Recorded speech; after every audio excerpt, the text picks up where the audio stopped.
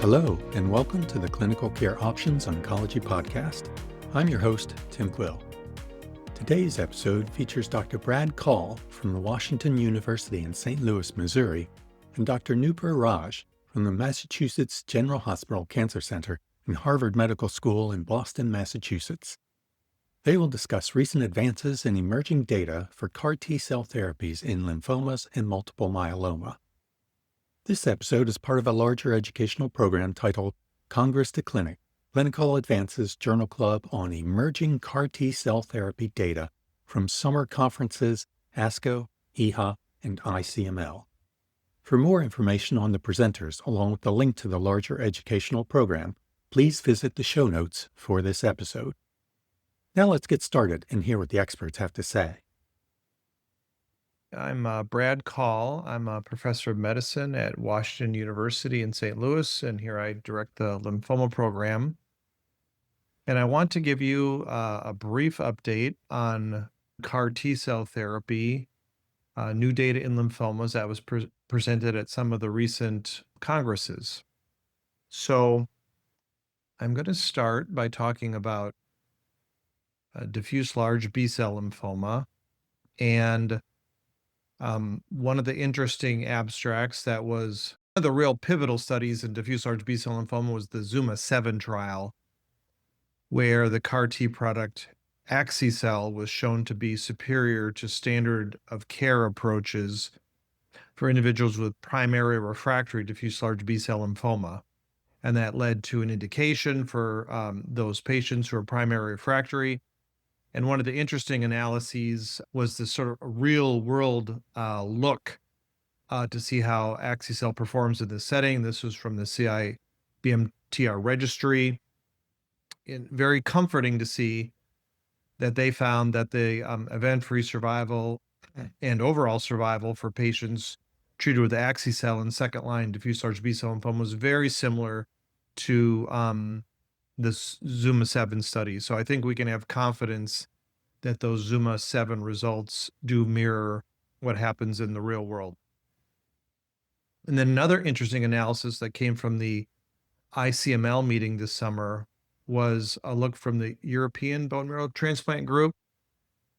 And they wanted to compare outcomes for CAR T-cell therapy to auto transplant in patients who had achieved CR to salvage therapy. So this is it's not a rare scenario that you have a patient who's primary refractory and you're envisioning taking them to CAR T-cell therapy, but they need some sort of salvage for disease control. So you take them through, a couple cycles of some salvage regimen, and suddenly they're in complete remission. And the question then is the auto transplant, now still off the table, and should you still go down the CAR T pathway? And there was data from U.S. investigators suggesting that the auto transplant performs just as well as CAR T in this setting.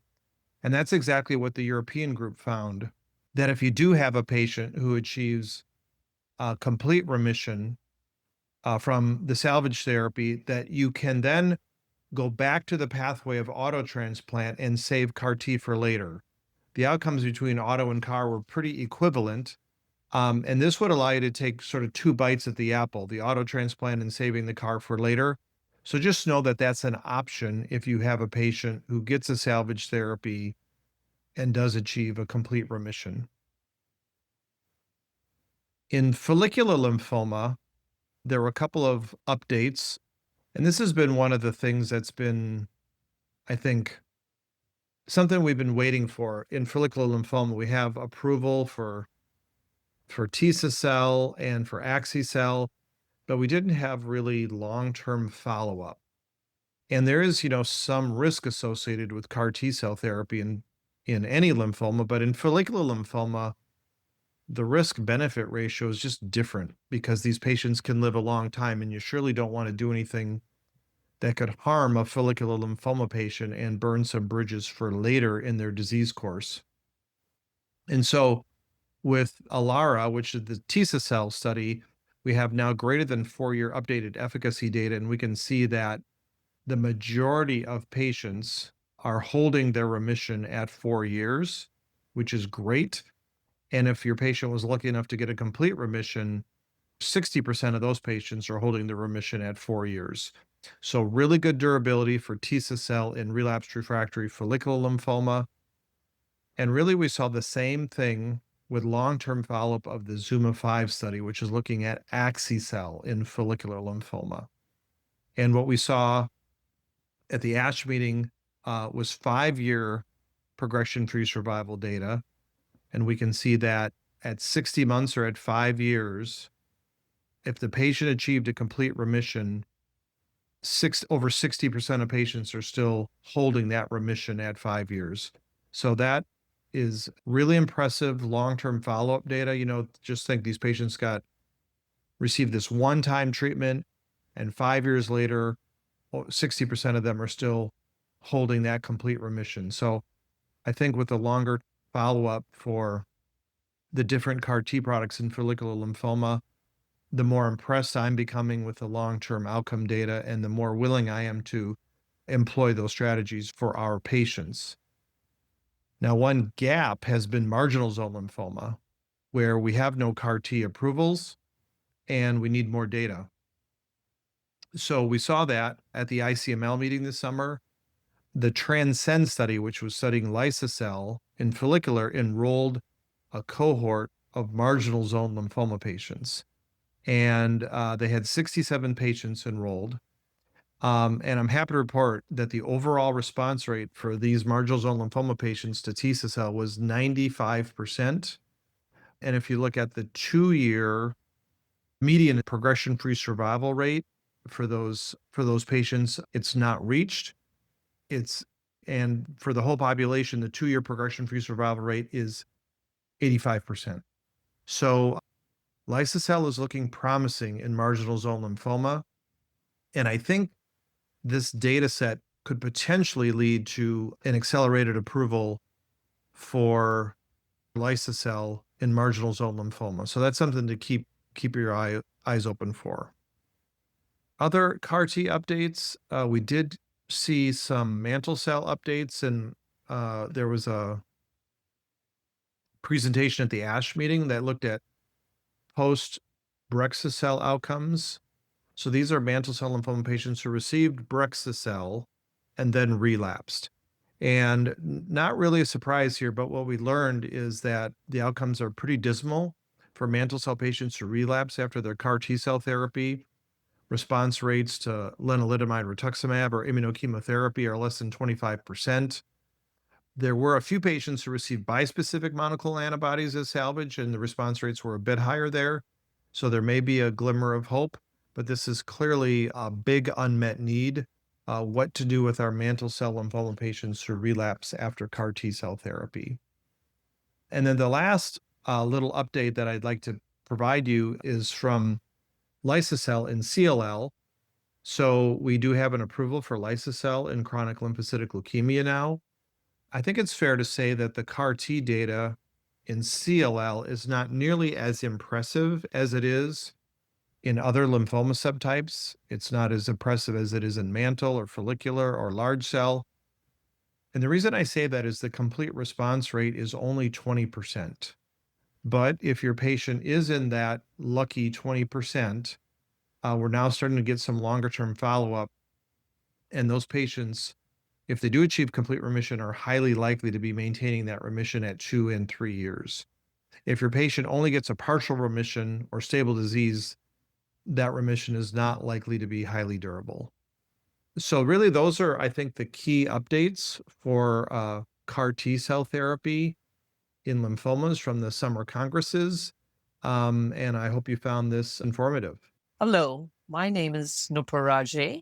I am the director for the Center for Multiple Myeloma at the Massachusetts General Hospital Cancer Center, and I'm also a professor of medicine at Harvard Medical School in Boston, Massachusetts.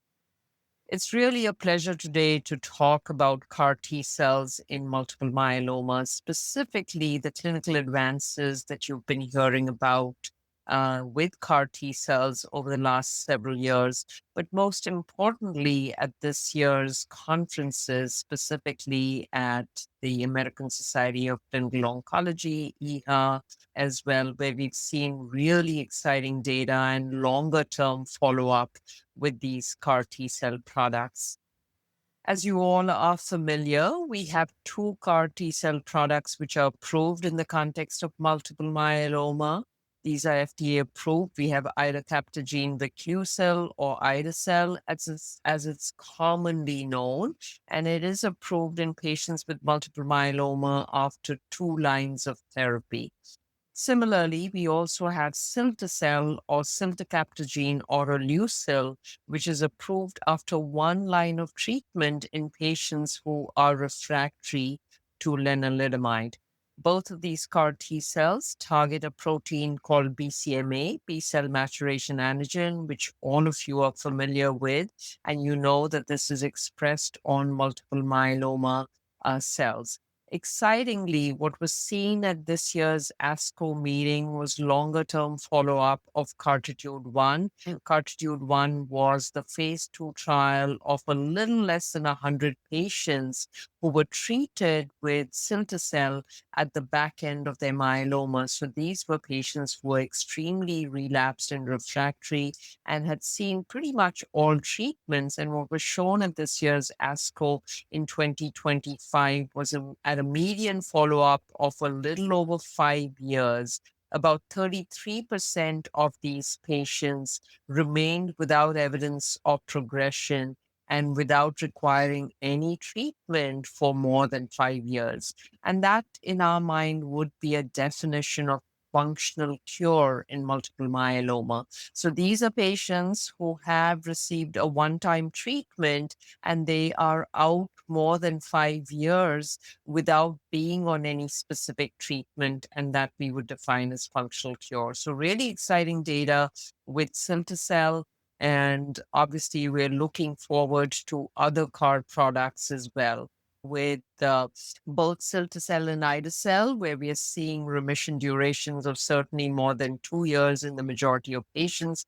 And our hope is that as we move these earlier on in lines of treatment, we're going to see even better responses with these drug products. We do have a couple of others which are in under investigation as we speak, and they are being developed. One of them is called Anito-cel. It is also a BCMA-directed CAR T cell. It has gone through phase 2 testing with very reassuring safety profile and really high efficacy. We have the ongoing phase 3 trials, and our hope is that this is going to get FDA approved soon. There is another one in this BCMA space which is being developed, and it is a dual targeting CAR T cell. It targets CD19 as well as BCMA, and at least the early data from China looks very promising, and we are looking forward to using it in the United States. Well, outside of the BCMA CAR products, we have other CARs as well, specifically Arlo-cel. Arlo-cel is a CAR T cell product directed against GPCR5D. All of you are familiar with this GPCR5D because of talquetamab, which is a bispecific T cell engager. Now, this, like BCMA, is also expressed on all myeloma cells, and therefore it makes it a really good target in terms of using immunotherapy against. We've seen really high response rates, whether you've had a prior BCMA drug product or not. The response rates with Arlo-cel is in excess of 85%.